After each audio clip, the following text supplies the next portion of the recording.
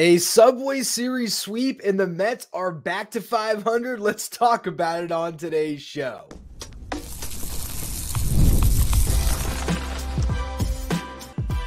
You are Locked On Mets, your daily New York Mets podcast. Part of the Locked On Podcast Network, your team every day. Hello to all you amazing Mets fans. You're watching Locked On Mets, part of the Locked On Podcast Network, your team every day. I'm your host, Ryan Finkelstein. If you want to find any of my work, follow me on X at Finkelstein Ryan. You can also find some of my writing at justbaseball.com, where I work as the managing editor. This episode of Locked On Mets is brought to you by Booking.com. Booking.yeah, the right stay can make you a fan of any city, even your rivals. Check out Booking.com for your stay today.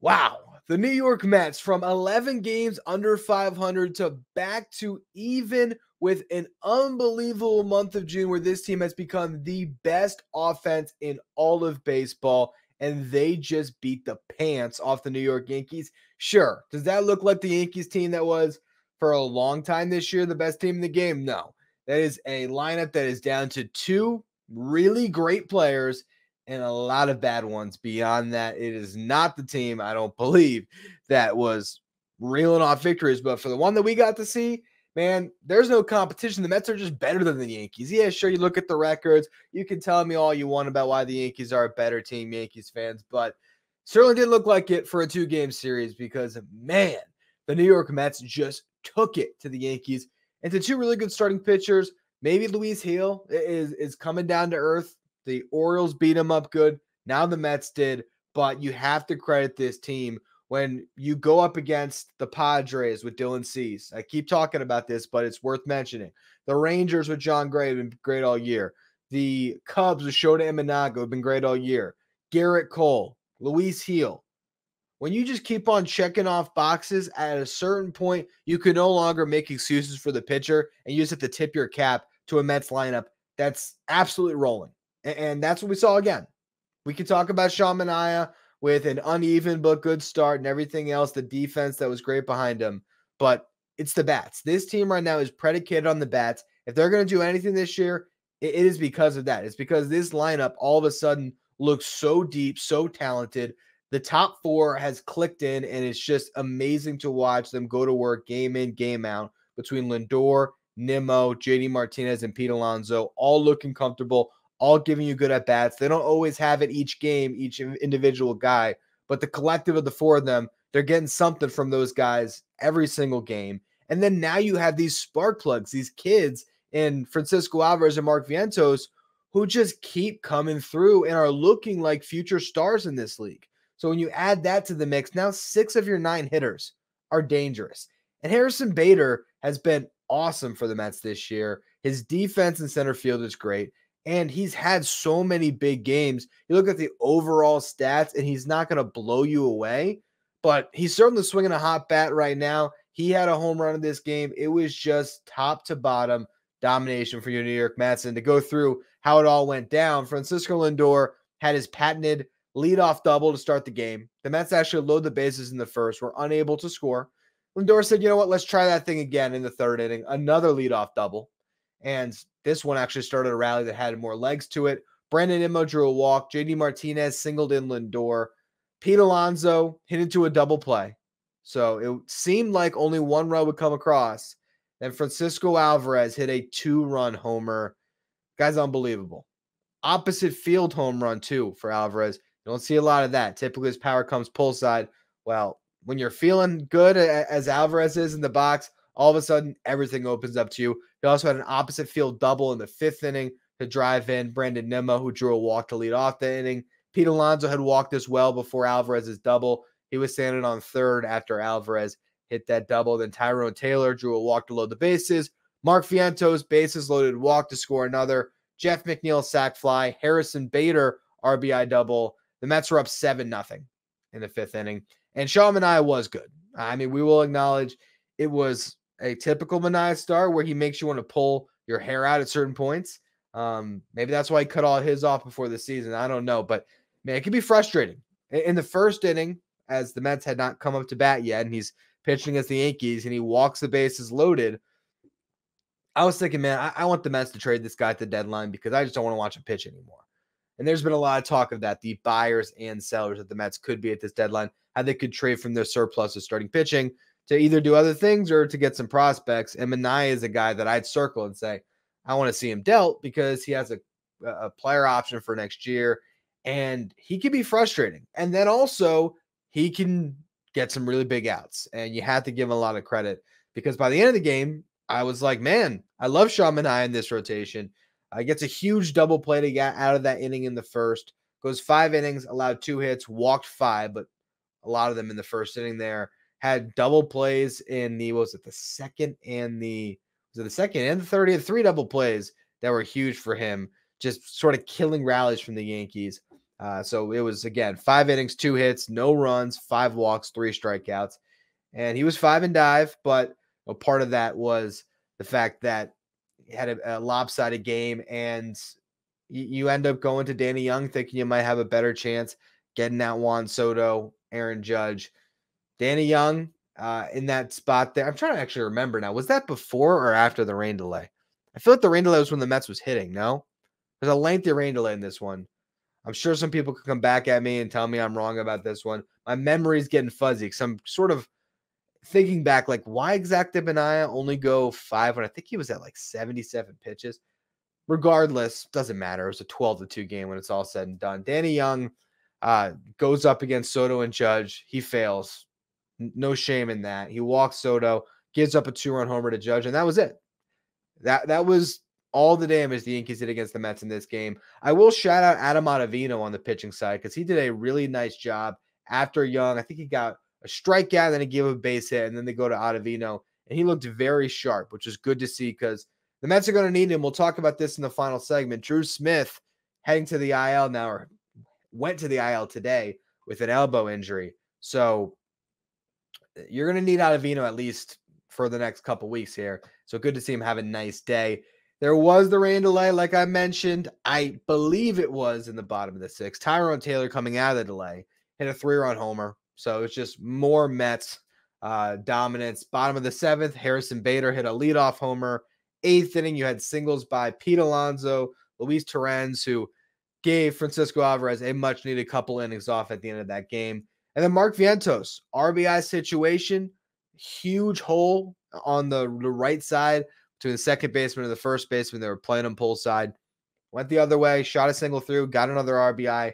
And that was the 12th run of the game. And also, Adrian Hauser gets a save in this one for covering the final 3 innings. And they were all scoreless by Hauser. So, unbelievable team win. You're back to 500. You are 1.5 games out of the wild card because the Padres and the Cardinals have been doing a lot of winning lately as well. But you look at this NL wild card race, and not a lot of teams that look quite as dominant as this Mets team does right now. They're just rolling. Get a day off here, and they're now about to hit a stretch of their schedule where it's 17 games, 17 days. The Astros, probably the toughest matchup during that stretch. They'll play a lot of these teams during the fringe of this wild card race. The Nationals, the Pirates. You want to beat up on those teams. They have a series against the Rockies in there. They come out of the All-Star break to face the Marlins. This is the point where the New York Mets can establish themselves not just as in the mix and no longer even considering selling, but a team that even motivates the front office and Steve Cohen to buy a little bit, and a team you start to dream about making a run this year. Are they the Phillies? No, but can the New York Mets make noise in the playoffs with this lineup and a couple of good starting pitchers? The Arizona Diamondbacks could do it last year, and you look at the team that went to the World Series and that roster and compare some of the guys the Mets have in this lineup, there's no reason to think that this team can't make the playoffs and make a little bit of noise once they're there. If you're not fired up, you're not a Mets fan. And one of the reasons you should be jacked up right now is because they have a future superstar in Francisco Alvarez. I want to talk about him, what he's meant coming off the IL in just a minute. First, though, a word from our sponsors. Today's episode is brought to you by Tax Network USA. Here with Locked On Mets, we pride ourselves on getting you the latest news for your team, whether it's the offseason, the draft, spring training, playoffs, whatever it is, it's year-round. And you know what else is year-round? Collection season. Just because tax season is over doesn't mean the IRS will stop coming after you for unfiled taxes. The IRS can garnish your wages, levy your bank accounts, and even can seize your property. Don't let the IRS target you. Let the licensed professionals and tax experts at Tax Network USA go to bat for you. With over 14 years of experience and an A+ rating by the Better Business Bureau, Tax Network USA has saved their clients over $1 billion in tax debt. Whether you owe taxes, have complicated matters that require tax planning, or finally hit that parlay this season and need help correctly filing, call 1-800-549-1000 or visit tnusa.com/lockedon. You can also just see the link in this episode description below.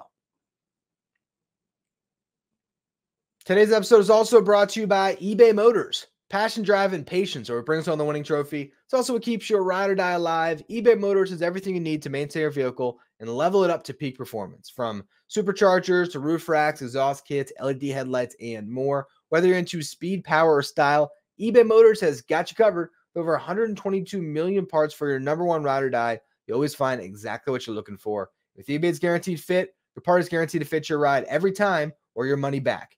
Because with eBay Motors, you're burning rubber, not cash. All the parts you need at the prices you want, it's easy to bring home that big win and turn your car into the MVP. Keep your ride or die alive at ebaymotors.com. Eligible items only. Exclusions apply. eBay's guaranteed fit is only available to U.S. customers.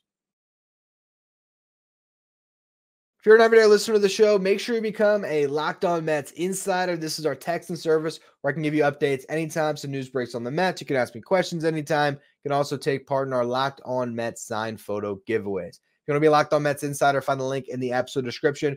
Go to subtext.com/LockedOnMets. Now, since Francisco Alvarez came off the IL, he's hitting .415. He's got a .500 on-base percentage. Got a .732 slugging percentage. This is in 48 plate appearances now. He has gotten on base 24 times. In 14 games, he has 11 RBIs, 3 home runs, and 4 doubles. He is ridiculously hot right now, and I think we'll have to see how consistent he can be throughout his career. No one can maintain what he's doing. Alvarez does seem like a feast or famine guy, a guy that can be very streaky. We saw it a lot last year, and I think those extremes were a little bit greater, particularly the slumps, because he was learning a lot. Okay, you don't just have what it takes to face big league pitching as a hitter, but you also got to face big league hitting as a catcher, figure out that mental side of the game, learn your pitching stuff, all these things. And he got rave reviews for his defense and for his leadership last year with the pitchers. Now we are seeing the value that he brings. And call me crazy, but I think right now, if you had to ask me who are the most important players in the New York Mets, the two Franciscos are neck and neck. Francisco Lindor is the leader. Okay, he has shown that with starting the players only meeting, the way he's led by example during this stretch, he's been unbelievable. The defense at shortstop, being in on every play, and then some of the things that he can do, the turn double plays or field balls in the hole, or we saw him make a leaping catch. I mean, he's just a human highlight reel over there. So Lindor is great, and he's the best player on this team. I'm not going to take anything away from him, but there's something about the catcher position. And having a star at the catcher position, it's different. Okay, myself, I was pretty young when Mike Piazza was at his heyday, but Mike Piazza brought me into being a Mets fan. And I say Piazza, made me a Mets fan, and my dad. And David Wright made sure I'd be a lifelong Mets fan and a complete diehard, someone who was nuts about this stuff. But what Mike Piazza did for your team offensively as being the best hitter, and then I think after his career, people shined a little bit brighter on his defense when it came to his leadership of a pitching staff and everything else. But having your best player be your catcher, it can mean a lot of winning. Gary Carter in the past, of course, was huge. And you just look around the league, some of the better teams have great catchers. Baltimore Orioles, Adley Rutschman. You want to see where that franchise went from tanking to, a contender? It's when Adley Rutschman came up in 2022. And yeah, they finished 4th that year, but they were a really good team by the end of that season. And particularly once Rutschman came up in May. And then last year they won 100+ games. They win the division.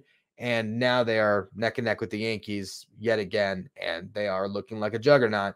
And yes, Gunnar Henderson's probably their MVP, but Adley Rutschman's right there. What he does for that pitching staff, what he does offensively. Look at the Brewers right now. What has kept them in the position to be atop the NL Central. William Contreras, another great catcher. The Dodgers have gone through a ton this year. They had a lot of pitching injuries. They've had guys coming in and out of the lineup. They've had guys underperform expectations. Mookie Betts is out right now. They're going through it. You know who's been there all year? Will Smith, another one of the best catchers in baseball on a really good team. And the Phillies got off to a great start with JT Realmuto. So a catcher who can do it both ways is so invaluable to your team. And Alvarez has a chance to be the very best. And I think it must have been 2022. The 2022 at the end of the season when Alvarez came up, or early 2023. And I saw a picture of Francisco Alvarez and I zoomed in. I said, does this dude have the best tattooed on his neck? And sure enough, in red ink, right, his neck, he has the best. And he was joking about that with Eduardo Perez for the ESPN broadcast. There's a great interview that he did there. You can watch if you look up Alvarez interview. You'd find it on YouTube. And he points it out. I think he was doing word association. So he would say, okay, give me one word that you associate with Francisco Lindor. He said leader. One word that you associate with JD Martinez, best hitter ever. One word with Edwin Diaz, sugar, Nimmo, the best guy, all these different things. And then when it said Francisco Alvarez, he said the best. And that's the way he carries himself. That's the way he works. And I think this is going to be Francisco Alvarez's team. You could talk about signing Juan Soto or who's the next big guy to come. Look, a homegrown star just brings more value to the franchise. They do.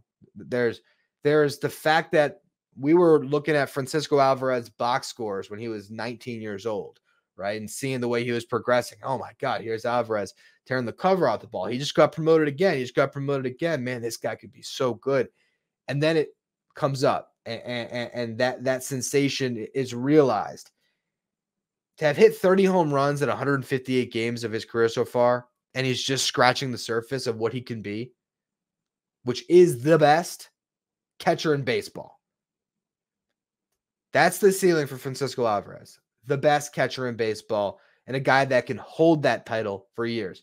He's got competition. Okay, this position, as I've already alluded to, has gotten a lot better over recent years. There's some really good catchers right now, but Alvarez checks all the boxes from his leadership, his framing, and then you see the potential with the bat. The at-bats that he's having right now, and again, the hot streak's not going to continue forever. He's going to go cold at some point. He's going to look bad in the box. That's just the reality of baseball. Otherwise, the best hitters would hit 415 with a 500 on-base percentage. But you're seeing him mature in front of our eyes as a hitter. And to do all of this coming off the injury that he had and with minimal time on rehab, and to shake off the rust that quickly and help his team win, it's special. It is really special to see what Alvarez has done so far. And again, the future is only brighter. He can take this and really continue to drive the team. And look, if this Mets team ends up being a threat this year, if they end up, going through this season and they're a wild card team and they make some noise in the playoffs, they win a series or two, Francisco Alvarez by the end of this year is going to be bona fide. I mean, it was already pretty much there going to the season at Just Baseball. We ranked our top 10 catchers, and the way we did our rankings for all the positions, there was a panel of us. I think we had six or seven of us that all made our rankings. So it wasn't just me juicing the rankings for Alvarez. He was a consensus top 10 catcher in baseball going into this year before really getting going the way we've seen him now put it together.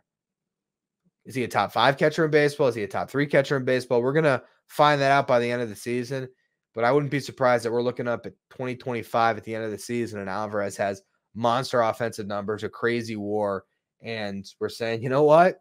He might be better than Rutschman. He might be better than Contreras. He might be better than Smith. He might just be the best in the game. You can dream with Francisco Alvarez. You really can, and maybe it is just the Francisco's team. Lindor and Alvarez going into the future where this Mets club can do a lot of winning with those guys leading the charge. Now, I want to talk about the roster a little bit here to close the show, though, because Drew Smith hit the IL. The Mets have not done anything with Tyler McGill and David Peterson, a talking point we've had on this show for days. What's going on with the pitching? I'll talk about that in just a minute. First, though, another word from our sponsors. This episode of Locked On Mets is brought to you by Booking.com, Booking.yeah.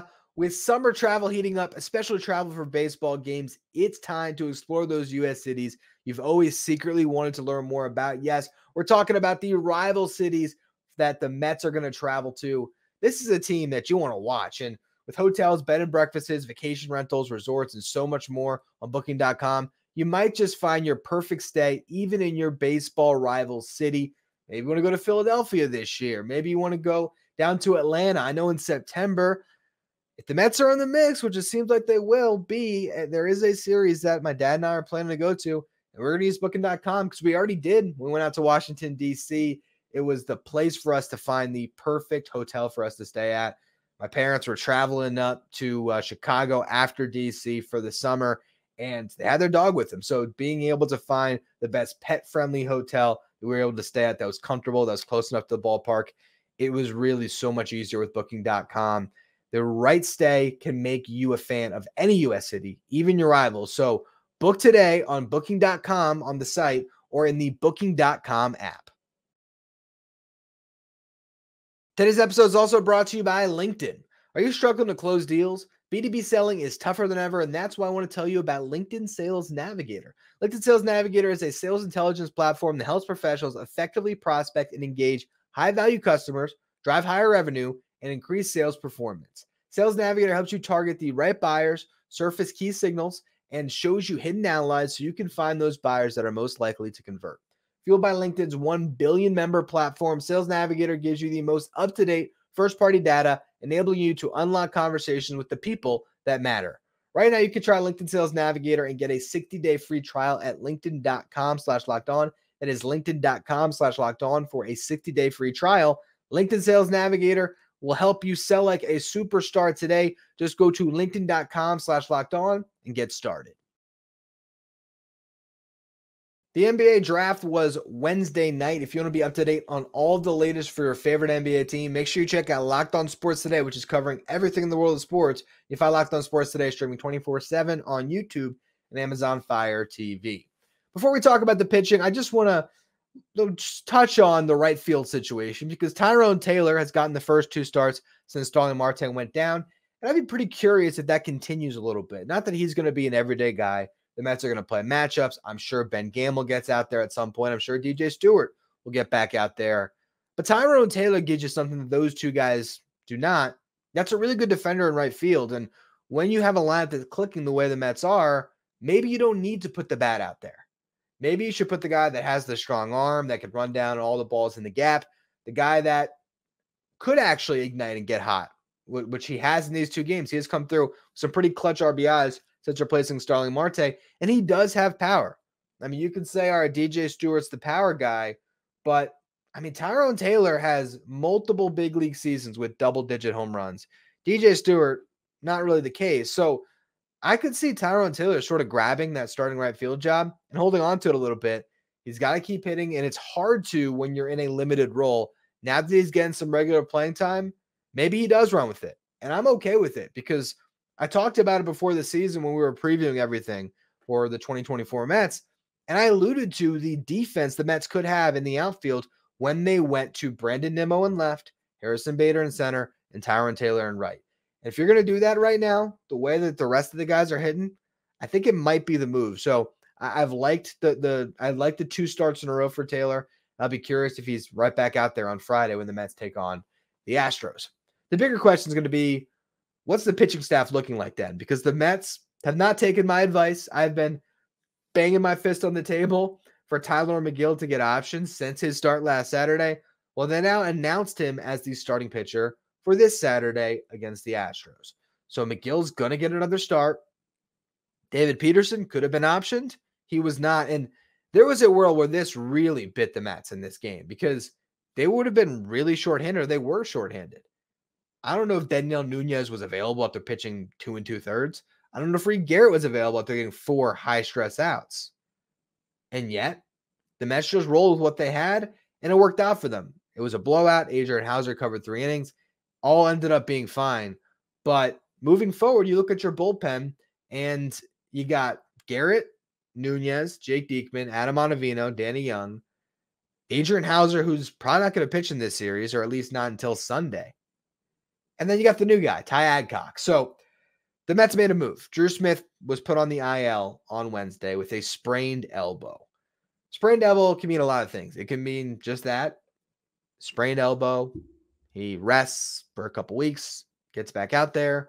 It can mean a partially torn UCL or a completely torn UCL, and he could be heading towards Tommy John. We do not know what's going to happen here with Drew Smith. We do not know the severity of it, and the fact that they were, really sort of tight-lipped about what happened here makes you concerned for Drew Smith. But I wouldn't count on him coming back before Edwin Diaz for sure. I mean, that's not even possible. He's got to be on IL for 15 days. But I wouldn't even count Drew Smith being back by the All-Star break, by the deadline. Like, I don't know. Like, to me, Drew Smith, he's out of sight, out of mind. Sean Reed Foley, I think you have a better chance of getting him back because we saw him deal with the shoulder injury and come back without missing too much time at the start of the season. So the point is the Mets bullpen depth is starting to get tested. Adcock is a guy that they picked up who was DFA'd twice this year by the Mariners and the Tigers. Last year, he was in the Mariners bullpen for 12 games, had a 3.45 ERA, did not pitch well in the minor leagues for either of those two teams. Ends up getting picked up by the Mets, has pitched well, 8 games in Syracuse, 3.12 ERA. You're looking at a fastball slider guy. Threw his slider more than his fastball last year. It was like a 55-45 split. Fastball averaged 96.6 miles per hour. So he can get it up there beyond that, 97, maybe touch some 98. Slider, good pitch for him. We'll see how this translates. He's 27 years old. Maybe the Mets found another gem. Maybe he's only here for an appearance at some point and then he gets optioned down. But that's where the Mets are at. They have 7 guys in their bullpen. And for the first 2 games of this series, you could sort of expect that only 6 of them are available until Hauser can come back. That's what has me wondering what the deal is with hanging on to McGill and Peterson. The only thing I can think of is the Mets don't want to use the ability to option these guys to cycle arms and to try to get another reliever into that bullpen. Instead, I think they maybe plan to just cycle that Adcock spot of the bullpen, right? He's the first one to get a crack at it. You might see Cole Sulser. You might see Josh Walker. You might see some of these other guys come in if they need him to mop up some innings at some point. But I think the Mets are just going to roll at this stage, it seems like, with a 7-man pen until Diaz comes back. And it might work, but you're starting a stretch with 17 games in 17 days. So it's just a little bit surprising to me. And it also leads you to wonder, when are you going to see Christian Scott back? Are you? Like, are the Mets just comfortable with this rotation? And granted, it's worked. And maybe that's the front office's opinion right now. It's, if it ain't broke, don't fix it. So, yeah, Jose Butto might be a better pitcher than Tyler McGill. Christian Scott, I think, is a better pitcher than Tyler McGill and David Peterson. But he's also a prospect that has to be put in bubble wrap a little bit, that they're not really comfortable having him go out there every 5th day. And he's probably on an innings limit. So maybe for them, it's just when you need him, you'll go to him. But for now, you have 5 starters that are, what they deem big league caliber. And maybe they just want to roll with what they got for a little bit. And it's maybe try to get to the All-Star break with this group, knowing that you have a lighter schedule coming up, knowing that maybe this next series against the Astros is the last super tough lineup that you're going to face. We watched the Nationals. I know they've had a lot of success this year, but it doesn't feel like a team that Tyler McGill or David Peterson shouldn't be pitching to. Same thing can be said about the Pirates. Same thing can be said about the Rockies. So maybe you're just looking at this stretch and saying our best bet to maintain all of our flexibility, to preserve options, even like option years on Peterson and McGill. They haven't used an option yet. They can hang on to those. They can put those in their back pocket if they don't have to use them this year. Maybe that's the thought process. Maybe they're also thinking, I'd love to trade a David Peterson or a Tyler McGill at the deadline. I don't really know exactly where the front office is with these guys, but maybe they want to showcase them a little bit. I just, by not optioning McGill on Monday or Tuesday, it was a little bit curious. Thought, all right, well, maybe they wanted to see Peterson pitch first. Still no option. They could have optioned Peterson. Maybe that was the hang up. Didn't option him. Now they've announced McGill. And To me, that indicates they're going to keep this 5-man rotation as is. And maybe by me saying that into a microphone, David Stearns, maybe he's listening and said, I got Ryan. I had him on the, I was hearing what he was saying. I didn't want him to keep on getting things right. He got that lineup prediction right when we changed up the lineup a couple weeks ago. Can't have that happen. Let's wait till he's off of this train of optioning these guys. And then maybe now all of a sudden David Peterson gets optioned tomorrow and I look like a fool. But the way that they have set this up, it feels like they're just going to pitch a man down in the bullpen, which isn't the worst thing in the world.